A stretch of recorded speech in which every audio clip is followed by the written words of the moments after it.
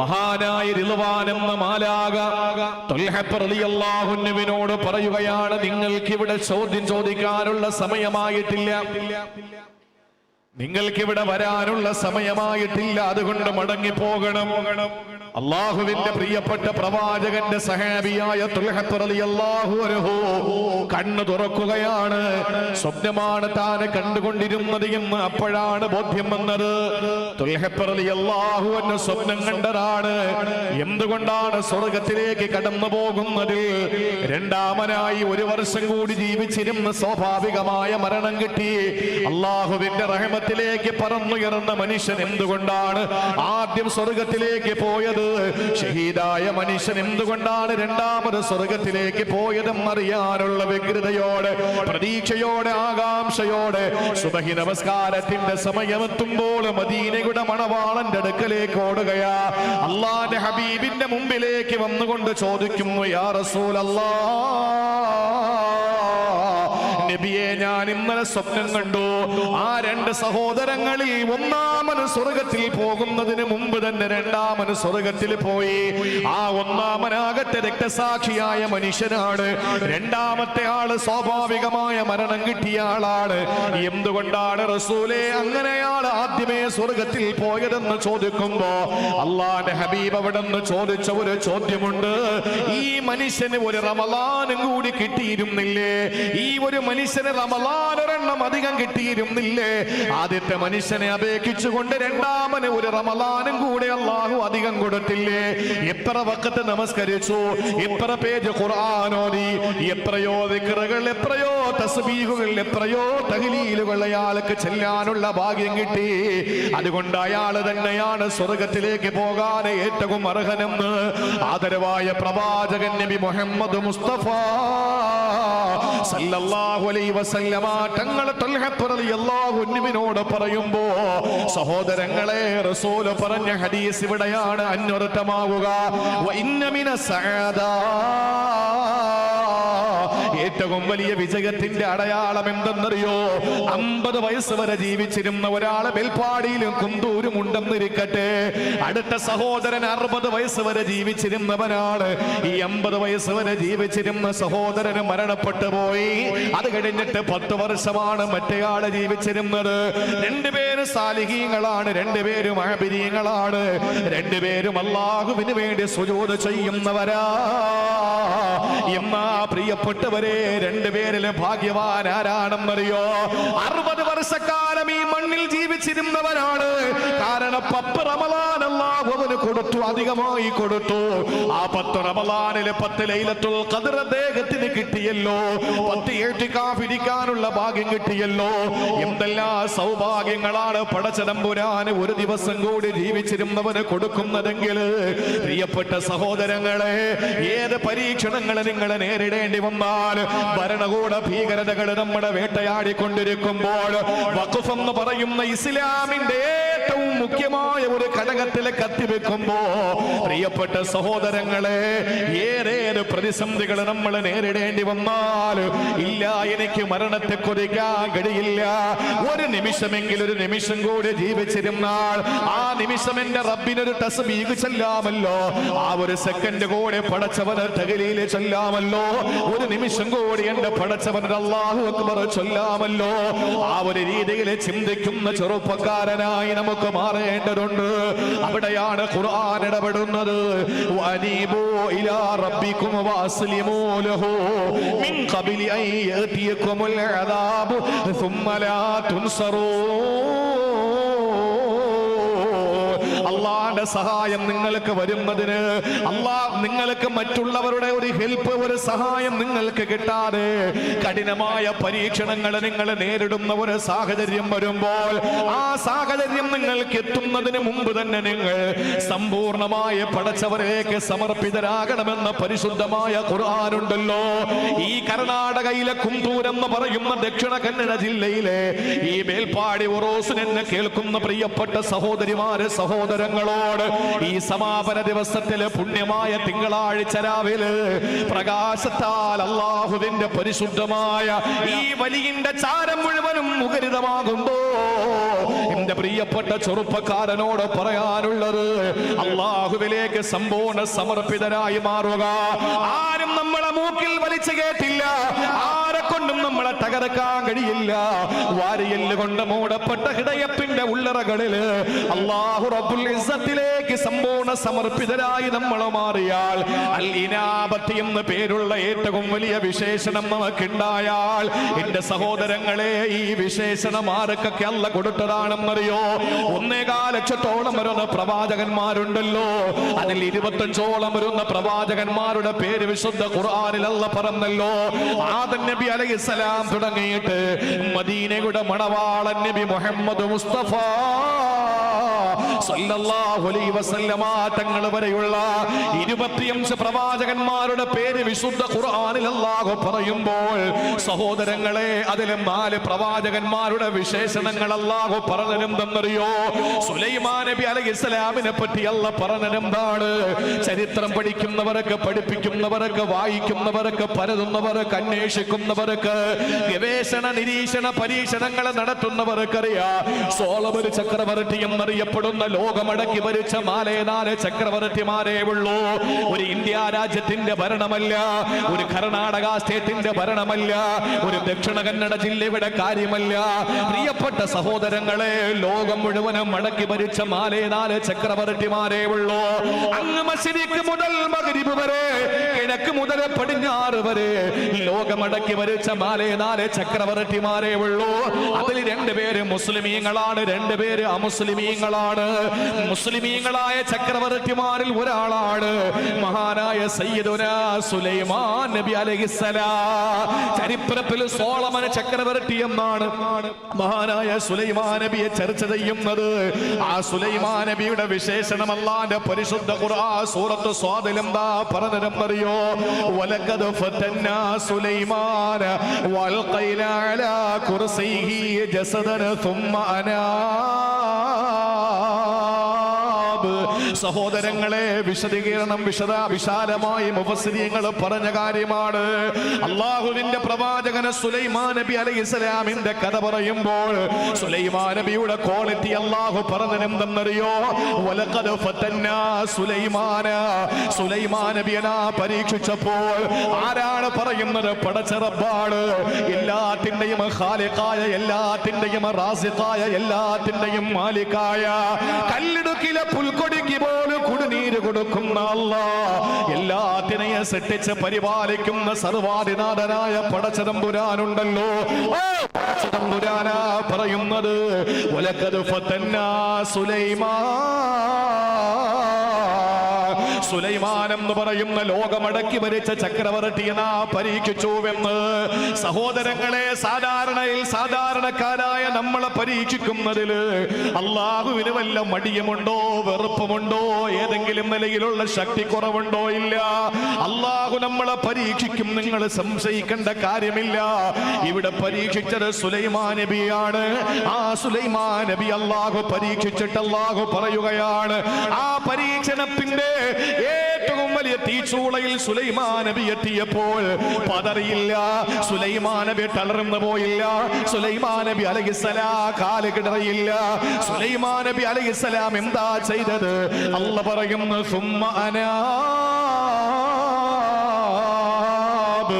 സമ്പൂർണമായി പടച്ചവരിലേക്ക് അങ്ങ് സമർപ്പിതനാവുകയാ. അള്ളാഹുവിലേക്ക് സമർപ്പണ ബോധത്തോടെ, അർപ്പണ ബോധത്തോടെ സർവ്വതും പടച്ചതമ്പുരാന്റെ മുന്നിൽ സമർപ്പിക്കുന്ന ഏറ്റവും വലിയ ദിഷണാശാലിയായ, ഏറ്റവും വലിയ വില്ലാളി വീരനായ, വീരനായി സുലൈമാൻ നബി അലൈഹിസ്സലാം മാറുകയാണ്. എന്റെ പ്രിയപ്പെട്ട കർണാടകത്തിലെ കുന്തൂരിലെ പ്രിയപ്പെട്ട ജനങ്ങളോട് ഞാൻ പറയുകയാണ്, സുലൈമാൻ നബി അലൈഹിസ്സലാം ആരായിട്ടാണല്ല പരീക്ഷിച്ചതെന്നറിയോ? ഈ മേൽപ്പാടിയിൽ ഇപ്പൊ കാറ്റ് വേണമെന്ന് സുലൈമാൻ നബി ആഗ്രഹിച്ചാൽ ഈ മേൽപ്പാടിയിലെ കാറ്റടിച്ച് വീശുമായിരുന്നു. ഇനി കുറച്ച് പുത്തൂരിലേക്ക് പോട്ടെ എന്ന് പറഞ്ഞാൽ ഈ കാറ്റിനെ ഇവിടുന്ന് പുത്തൂരിലേക്ക് കൊണ്ടുപോകാൻ സുലൈമാൻ നബിക്ക് കഴിവുണ്ടായിരുന്നു. അത് എന്റെ വാക്കല്ല, പരിശുദ്ധമായ ഖുർആനിന്റെ വാക്കാണ്. അത് കഴിഞ്ഞിട്ട് കുറച്ച് കാറ്റ്, അള്ളാഹുവിന്റെ കാറ്റ് കൊണ്ടുവന്നിട്ട് കർണാടകത്തിന്റെ ബാംഗ്ലൂരിലോ മൈസൂരിലോ കൊടുക്കണമെന്ന് സുലൈമാൻ നബി മോഹിച്ചാൽ അള്ളാഹു കാറ്റിനെ അവിടെ കൊണ്ട് കൊടുക്കുമായിരുന്നു. കാരണം എന്തെന്നറിയോ? സുലൈമാൻ സുലൈമാൻ നബി അലൈഹിസ്സലാമിനെ അല്ലാഹു കാറ്റിനെ കീഴ്പ്പെടുത്തി കൊടുത്ത പ്രവാചകനാണ്. സുലൈമാൻ നബിയുടെ പ്രൈവറ്റ് സെക്രട്ടറി ആരെന്നറിയോ? PS ആരെന്നറിയോ? സുലൈമാൻ നബി അലൈഹിസ്സലാമിന് ഒരു PS ഉണ്ട്. ആ PS ഹുദ്ഹുദ് എന്ന മരം കൊട്ടിയാണ്. ഇടം നിണഞ്ഞു പോകുന്ന കൊച്ചു കൊച്ചു ഉറുമ്പുകളുടെ സംസാരത്തിന്റെ പാടവം പോലും തിരിച്ചറിയാൻ അല്ലാഹു കഴിവ് കൊടുത്ത ചരിത്രത്തിലെ ഒരേ ഒരു പ്രവാചകനാരാ? സയ്യിദുനാ സുലൈമാനുൻ നബി അലൈഹിസ്സലാം. തീരുന്നില്ല സഹോദരങ്ങളെ, സുലൈമാൻ നബി അലൈഹിസ്സലാമിനെ അല്ലാഹു തആല ജിന്നുകളെ പോലെ കീഴ്പ്പെടുത്തി കൊടുക്കുകയാ. സുലൈമാൻ നബി അലൈഹിസ്സലാം ഒരു കെട്ടിടം നിർമ്മിക്കണമെന്ന ചിന്ത ആഗ്രഹം വന്നാൽ ആ കെട്ടിടത്തിന് പണിയെടുപ്പിക്കുന്നത് ആരെ കൊണ്ടാണ്? നമ്മൾ സാധാരണ പണിയെടുപ്പിക്കുന്ന ഏതെങ്കിലും തൊഴിലാളികളെ കൊണ്ടല്ല. ഉത്തരേന്ത്യയിൽ നിന്ന് വടക്കേന്ത്യയിൽ നിന്ന് ട്രെയിൻ കയറിയിട്ട് ഇവിടെ ഇറങ്ങിയിട്ട് പണിയെടുക്കുന്ന ഏതെങ്കിലും ബംഗാളിലെ സഹോദരങ്ങളെ കൊണ്ടല്ല പണിയെടുപ്പിച്ചത്. പിന്നെയോ സുലൈമാൻ നബിക്ക് ഏതെങ്കിലും ഒരു സ്ഥാപനം കെട്ടണമെന്ന മോഹം വന്നാൽ, ഒരു സിംഹാസനത്തിനെ കെട്ടണമെന്ന മോഹം വന്നാൽ സുലൈമാൻ നബി പണിക്ക് വിളിക്കുന്നത് ആരെയെന്നറിയോ? മനുഷ്യന്റെ കണ്ണുകൾക്ക് കണ്ടു തീർക്കാൻ കഴിയാത്ത ജിന്നുകളുണ്ടല്ലോ, ആ ജിന്നുകളെ കൊണ്ടാണ് അല്ലാഹുവിന്റെ പ്രവാചകന് സുലൈമാൻ നബി പണി കഴിപ്പിച്ചത്. ആ രീതിയിൽ സർവ്വ ആഗ്രഹങ്ങളും അല്ലാഹു സാധിപ്പിച്ചു കൊടുത്തിട്ട് സുലൈമാൻ നബി അലൈഹിസ്സലാമിന് സർവ്വ സന്നാഹങ്ങളെയും തന്റെ കീഴ്പ്പെടുത്തി കൊടുത്തിട്ട് അല്ലാഹു പറഞ്ഞത് എന്താണ്? വലഖദ് ഫതന്നാ സുലൈമാനെ ഞാൻ അങ്ങ് പരീക്ഷിച്ചു എന്നാണ്. ആ പരീക്ഷണം ഏതാണെന്ന് മുഫസ്സിരീങ്ങളെ പേജുകൾ അതിനു വേണ്ടി ചർച്ച ചെയ്യുന്നുണ്ട്. നമുക്കതിനുള്ള സമയമില്ല. പക്ഷേ സുലൈമാൻ നബി അലൈഹിസ്സലാം പരീക്ഷണങ്ങൾ ഒന്നൊന്നാകെ നേരിടുമ്പോൾ ആ സന്ദർഭത്തിൽ സുലൈമാൻ നബിയുടെ വിശേഷണം അല്ലാഹു പറഞ്ഞത് സുമ്മ അനാ, സമ്പൂർണമായി പടച്ചവരിലേക്ക് അങ്ങ് സമർപ്പിച്ചു എന്നാണ്.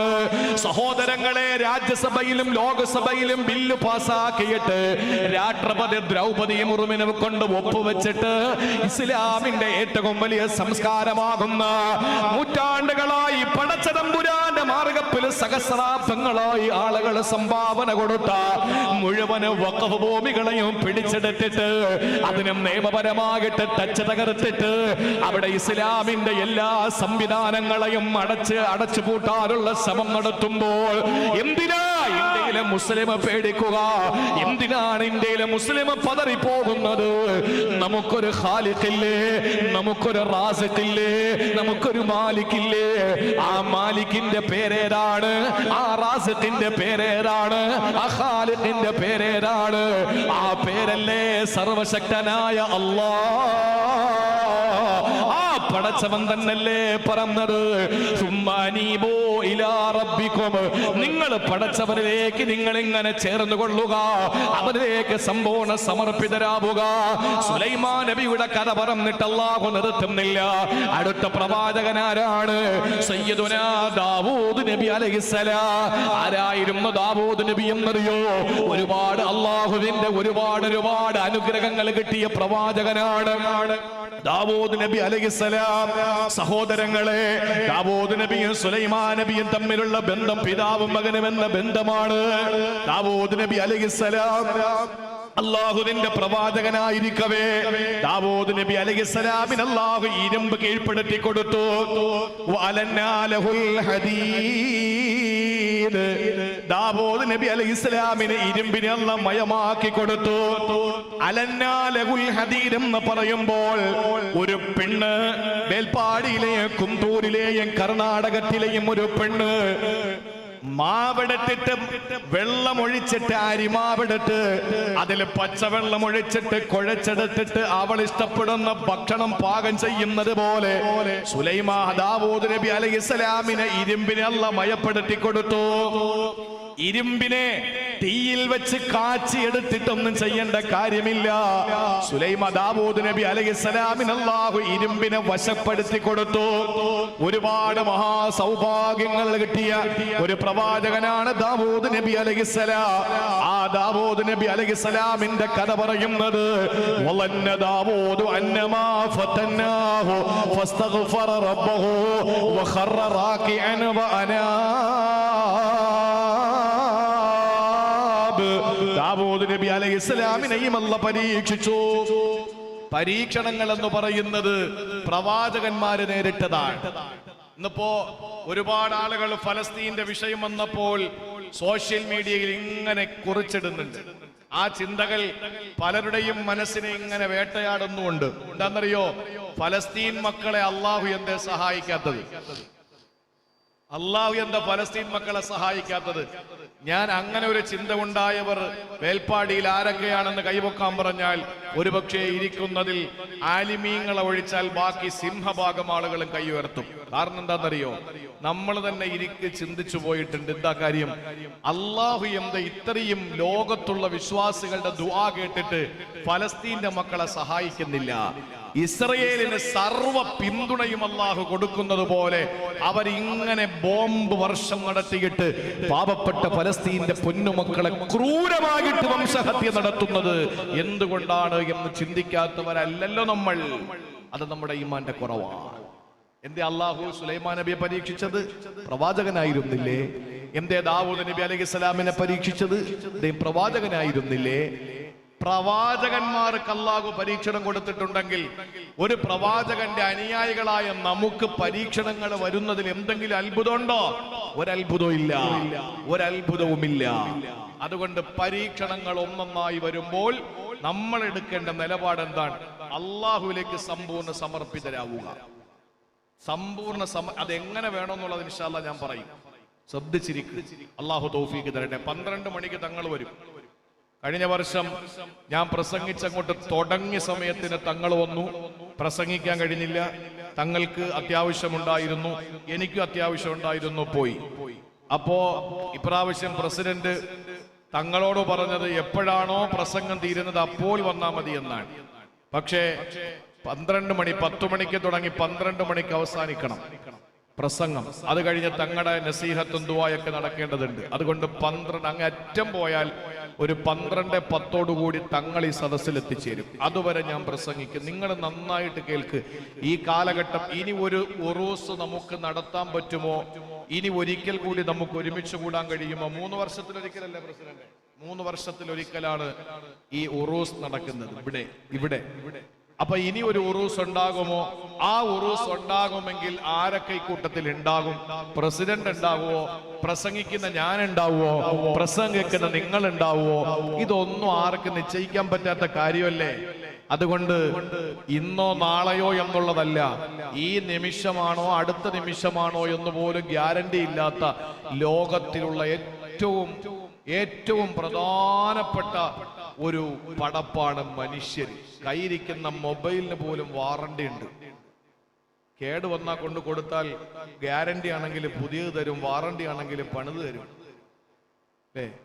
എല്ലാത്തിനും വാറണ്ടിയും ഗ്യാരണ്ടിയും ഉണ്ട്. ഇതൊന്നും ഇല്ലാത്ത ഒരേ ഒരു പടപ്പ് ലോകത്തുണ്ടെങ്കിൽ സഹോദരങ്ങളെ, അത് മനുഷ്യനാണ്.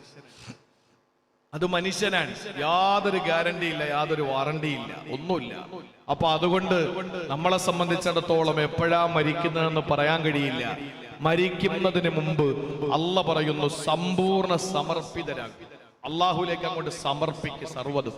അതെങ്ങനെയാണെന്നും അത് ഏതൊക്കെ രീതിയിലാണെന്നും അവർക്ക് എന്താ നാളെ സ്വർഗത്തിൽ കിട്ടുന്നതെന്നൊക്കെ ഇൻഷാ അല്ലാഹ് നമുക്ക് പ്രതിപാദിക്കാം. അതിനു മുമ്പ് ഞാനൊന്ന് പറഞ്ഞോട്ടെ. സുലൈമാൻ നബി അലൈഹിസ്സലാമിനെ അല്ലാഹ് പരീക്ഷിച്ചു. അള്ളാഹുവിന്റെ പരീക്ഷണം വന്നപ്പോ സുലൈമാൻ നബി പതറിയില്ല. സുലൈമാൻ നബി എന്താ ചെയ്തത്? അള്ളാഹുലേക്ക് അങ്ങ് സമർപ്പിതനായി. ദാവൂദ് നബി അലൈഹിസ്സലാമിനെ അല്ലാഹ് പരീക്ഷിച്ചു. ആ പരീക്ഷണം ദാവൂദ് നബി അലൈഹിസ്സലാം എങ്ങനെയാ നേരിട്ടത്? സുജൂദിലും റുകൂഇലും വീണ് അള്ളാഹുവിലേക്ക് സമ്പൂർണ്ണ സമർപ്പിതനായി. നമ്മളാണെങ്കിൽ കുറ്റം പറഞ്ഞുകൊണ്ട് നടക്കുക. പടച്ചോൻ എന്താ സഹായിക്കാത്തത്? അള്ളാന്റെ സഹായം എന്താ നമുക്ക് കിട്ടാത്തത്? ആ ഒരു ആശങ്കയാണ് നമുക്കുള്ളത്. അത് മാറണം. തീരുന്നില്ല. ഒരു സുലൈമാൻ നബിയെയും ഒരു ദാവൂദ് നബിയെയും മാത്രമല്ല, ഇബ്രാഹിം നബി അലൈഹിസ്സലാമിന്റെ കഥ പറയുന്നിടത്ത് അല്ലാഹു പറയുകയാണ്, ഇന്ന ഇബ്രാഹീമ ലഹലീമുൻ അവ്വാഹും മുനീബ്. അല്ലാഹുവിന്റെ പ്രവാചകൻ മനുഷ്യനാഗരികതയുടെ പ്രപിതാമകൻ സയ്യിദുനാ ഖലീലുല്ലാഹി ഇബ്രാഹീം അലൈഹിസ്സലാം ആരായിരുന്നെന്നറിയോ? ഇന്ന ഇബ്രാഹീമ ലഹലീം അവ്വാഹും മുനീബ്. മഹാനായ ഇബ്രാഹിം നബിയുടെ ഏറ്റവും വലിയ ക്വാളിറ്റി 3 അതിൽ ഏതൊക്കെയാണ് അല്ലാഹു പറഞ്ഞതെന്നറിയോ? ഒന്നാമത്തേത് ഹലീം എന്നാണ്. സഹോദരങ്ങളെ, ഹലീം എന്ന് പറഞ്ഞാൽ ഏറെ പരീക്ഷണങ്ങൾ വന്നാൽ പിടിച്ചു നിൽക്കാനും ക്ഷമിക്കാനുള്ള ഒരു മനസ്സാണ്. പിന്നെയോ അല്ലാഹുവിന് ഏറ്റവും കൂടുതൽ ദുആ ചെയ്യുന്ന പ്രവാചകനാണ്. അല്ലാഹുവിലേക്ക് സമ്പൂർണമായ സമർപ്പണ ബോധമുള്ള മനുഷ്യനാണ് ഇബ്രാഹിം നബി അലൈഹിസ്സലാം. ഇബ്രാഹിം നബിയെയും പറ്റി പറഞ്ഞത് മുനീബ് എന്നാണ്. തീരുന്നില്ല സഹോദരങ്ങളെ.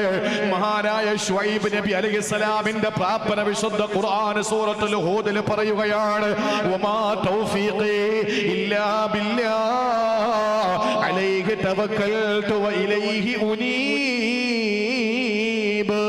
ഈ ശുഐബ് നബി അലൈഹിസ്സലാം സർവ്വതും അല്ലാഹുവിലേക്ക് സമർപ്പിതരായ പ്രവാചകനാണ്. സഹോദരങ്ങളെ, ഒരു പനയോല നാരുകൊണ്ട് വരിഞ്ഞ ഒരു കട്ടിലിൽ കിടക്കുന്ന ശുഐബ് നബി അലൈഹിസ്സലാം ഒന്ന് എഴുന്നേക്കാൻ പോലെ കഴിയില്ലാത്ത ശുഐബ് നബി അലൈഹിസ്സലാം ഒന്ന് എഴുന്നേറ്റ് നിന്ന് വെള്ളം കുടിക്കാനുള്ള തോക്കത്ത് പോലും ഇല്ലാത്ത ശുഐബ് നബി അലൈഹിസ്സലാം സുന്ദരികളായ 2 പെൺമക്കളാണ് ആടുകൾക്ക് തീറ്റ പറിക്കാൻ പോകുന്നത്. വീട്ടിൽ ആവശ്യമായ വെള്ളം കോരാൻ പോകുന്ന ശുഐബ് നബിയുടെ പൊന്നുമക്കളാണ്. പക്ഷേ വീട്ടിൽ നിന്ന് പുറത്തിറങ്ങാൻ കഴിയാതെ ഏറ്റവും വലിയ രോഗത്തിന്റെ ഇരയായിട്ട് പ്രായാധിക്യം ചെന്നിട്ട പനയോല കൊണ്ട് നിർമ്മിച്ചതായ ഒരു കസേര ഒരു കട്ടിൽ ഇങ്ങനെ കിടക്കുന്ന ശുഐബ് നബി അലൈഹിസ്സലാമിന്റെ പ്രിയപ്പെട്ട മകളെ മരുമകനാക്കി അല്ലാഹു കൊണ്ടു കൊടുത്തല്ലോ. ആരെയാ കൊടുത്തത്? കലീമുല്ലാഹി മൂസാ നബി അലൈഹിസ്സലാമിനെ. മൂസാ നബി അലൈഹിസ്സലാമിനെ ആ വീട്ടിൽ മരുമകനാക്കി ശുഐബ് നബിക്ക് അല്ലാഹു സമ്മാനിച്ചെങ്കിൽ ശുഐബ് നബി അലൈഹിസ്സലാം ചില്ലറക്കാരനല്ല. ശുഐബ് നബി അലൈഹിസ്സലാം നാട്ടിലുള്ള അനാചാരങ്ങൾക്കും അരാജകത്വത്തിനുമെതിരെ ഒരു കാലഘട്ടത്തിൽ ശക്തമായ പോരാട്ടം നടത്തിയ പ്രവാചകനാണ്.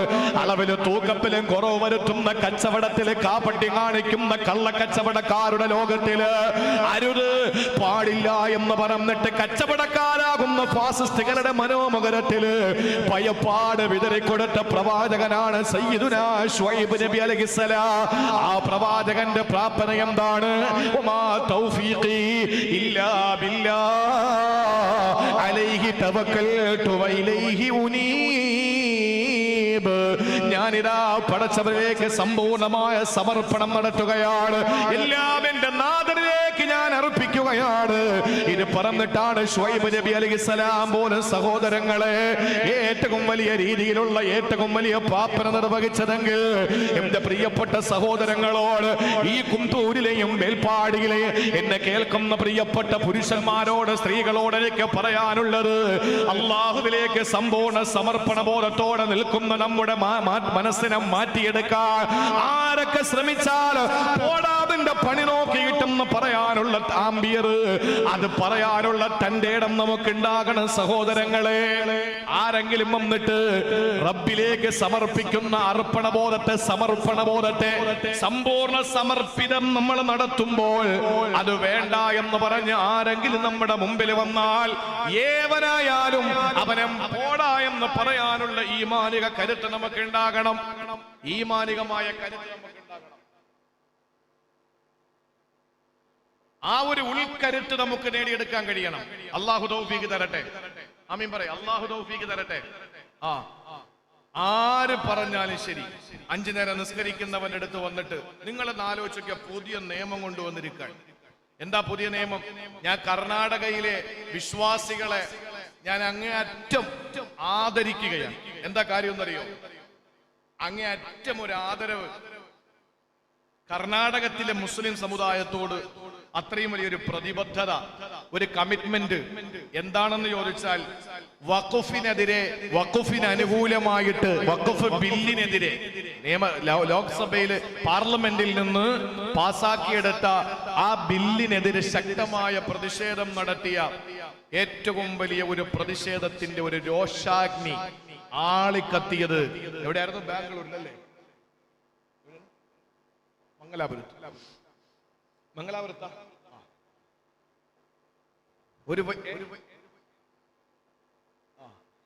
ഒരു വലിയ ജനപിന്തുണ ഉണ്ടായിരുന്ന ഒരു പരിപാടി. കേരളത്തില് വലിയ പ്രതിഷേധമൊന്നും കണ്ടില്ല എന്ന് പറയാൻ കഴിയില്ല. സംഘടനകളും രാഷ്ട്രീയ പാർട്ടികളൊക്കെ നടത്തി.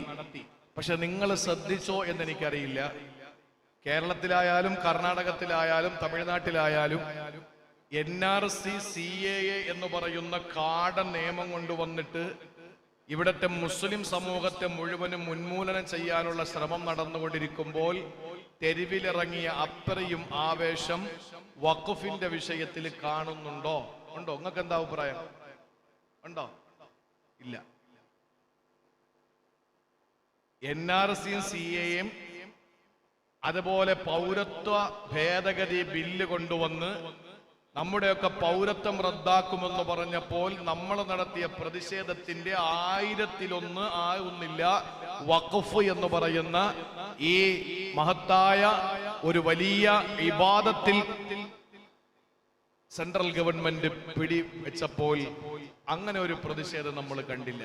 എന്താണെന്നറിയോ? ഞാനിങ്ങനെ ചിന്തിച്ചു, എന്താ അതിനിപ്പോ ഒരു കാരണം? ഞാൻ മനസ്സിലാക്കിയ കാരണം, NRC CAA വിഷയം പൗരത്വ ഭേദഗതി ബില്ലൊക്കെ വരുമ്പോ നഷ്ടപ്പെടുന്നത് നമ്മുടെ സ്വത്താണ്. നമ്മുടെ വാപ്പ നമുക്ക് തന്നത്, നമ്മുടെ ഉമ്മ നമുക്ക് പാരമ്പര്യമായി തന്നത്, നമ്മൾ കഷ്ടപ്പെട്ടുണ്ടാക്കിയത്. അപ്പൊ നമ്മുടെ സർവ സ്വത്തുകളും കണ്ടുകെട്ടുമെന്നുള്ള ഒരു ഭയമായിരുന്നു നമുക്ക്. അതുകൊണ്ട് നമ്മൾ തെരുവിലിറങ്ങി, അല്ലെങ്കിൽ നമ്മുടെ ജനാധിപത്യ രീതിയിൽ സമരം ചെയ്തു. വഖഫിന്റെ വിഷയത്തില് നമുക്ക് അത്രയും അങ്ങോട്ട് വിഷമവും പ്രയാസമൊന്നും ഇല്ല. എന്താ കാര്യം? അത് അള്ളാന്റെ ഭൂമിയല്ലേ പോകുന്നത്. പടച്ചോന്റെ പള്ളി, പടച്ചോന്റെ കോളേജ്, പള്ളിപ്പറമ്പൊക്കെ അല്ലേ പോകുള്ളൂ. നമുക്കൊരു പ്രശ്നം ഉണ്ടാവൂല. മറ്റത് നമ്മുടെ വിഷയമായിരുന്നു, ഇപ്പോഴത്തത് അള്ളാന്റെ വിഷയമാണ്. ഈ ഒരൊറ്റ വിഷയത്തിൽ മനസ്സിലാക്കാൻ കഴിയും നമുക്ക് ദുനിയാവിനോടാണോ ആഖിറത്തിനോടാണോ പ്രണയം. അല്ലാഹുവിന്റെ റസൂൽ പറഞ്ഞു, യൂഷിക്കുൽ ഉമമു അൻ തദാഅ അലൈക്കും കമാ തദാഅൽ ആഖിലതു ഇലാ ഖസ്അത്തിഹാ. ഭക്ഷണത്തളിക കൊണ്ടുവച്ചു. ഓരോ പ്ലേറ്റ് ആളുകൾക്ക് കൊടുക്കുന്നതല്ല, ഒരു വലിയ പാത്രത്തിൽ ഭക്ഷണം നിറച്ചു വെച്ചിട്ട് ഇപ്പോ ഈ ഇരിക്കുന്ന പുരുഷന്മാരുടെ മുമ്പിലേക്ക് ഞാൻ കൊണ്ടുവച്ചാൽ, ഒരു വലിയ പാത്രത്തിൽ ഭക്ഷണം, എന്തെങ്കിലും ഒരു ലഘുഭക്ഷണം ആയിക്കോട്ടെ, ഞാൻ നിങ്ങൾ ഇരിക്കുന്നതിന്റെ ഒത്ത മധ്യഭാഗത്ത് കൊണ്ടുവച്ചാൽ 4 ഭാഗത്ത് നിന്ന് കൈകൾ ഇങ്ങനെ വരും അല്ലെ, അതിൽ നിന്ന് എടുക്കാൻ വേണ്ടിയിട്ട്. യൂഷിക്കുൽ ഉമമു അൻ തദാഅ അലൈക്കും കമാ തദാഅൽ ആഖിലതു ഇലാ ഖസ്അത്തിഹാ. ഭക്ഷണത്തളികയിലേക്ക് കൈകൾ നീണ്ടുവരുന്നത് പോലെ നാടിന്റെ നാനാഭാഗങ്ങളിൽ നിന്ന് നിങ്ങളുടെ നേരെ കൈകൾ നീണ്ടുവരുമെന്ന് മഹാനായ നബി മുഹമ്മദ് മുസ്തഫ.